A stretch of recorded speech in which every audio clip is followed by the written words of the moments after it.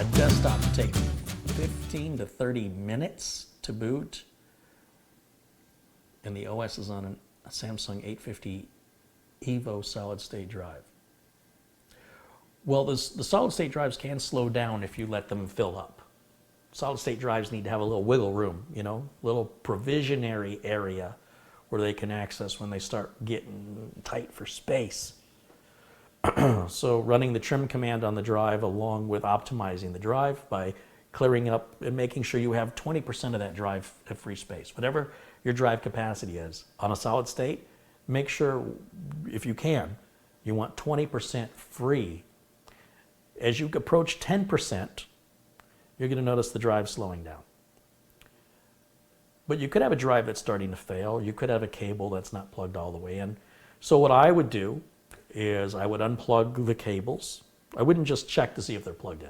I unplug them from both ends. Cable has two ends. Unplug and plug it back in.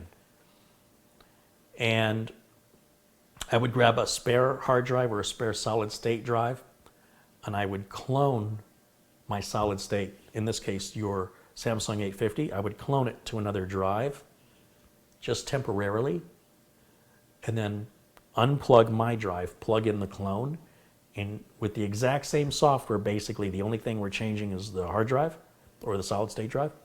See if the machine boots in the same amount of time. If the machine boots in the same amount of time, you probably need a new install of Windows 10.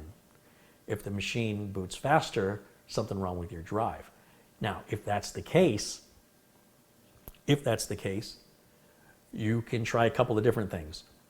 One, you could take the clone, set it aside, take your old drive, format it, completely wipe it, use the manufacturer utility if there is one, and then reinstall Windows 10 clean and reboot the machine and see if it's booting fast again.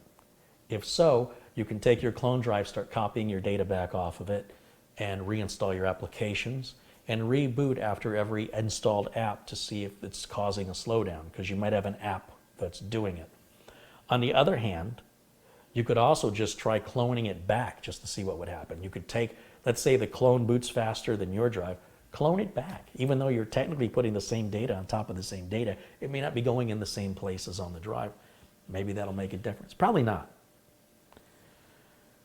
But that's where I would start. You basically want to determine if you have a hardware problem or if you have a software problem. And that goes for any computer problem. First thing is isolating, is it hardware or is it software? And software isolation is very easy. Very, very easy. As long as you have an image of your drive, wipe the drive and reinstall Windows. If the same behavior exists, you have a hardware problem, and you can restore your image back to your hard drive so that nothing was ever changed. But if the problem goes away, you just solved it.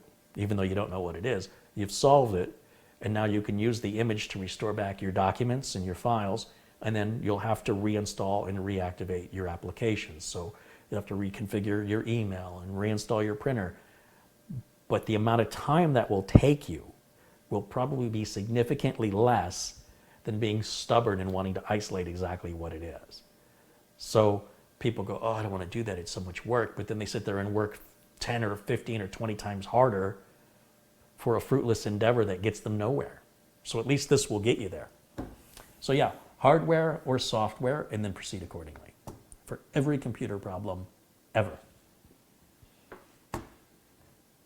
Thank you for watching this new quick tip series of videos, and I hope you enjoyed it. If so, you can let me know by clicking the thumbs up button below the video. And if you want to be alerted anytime new content is posted to my channel, be sure and click the subscribe button. After that, you'll see a little bell icon appear.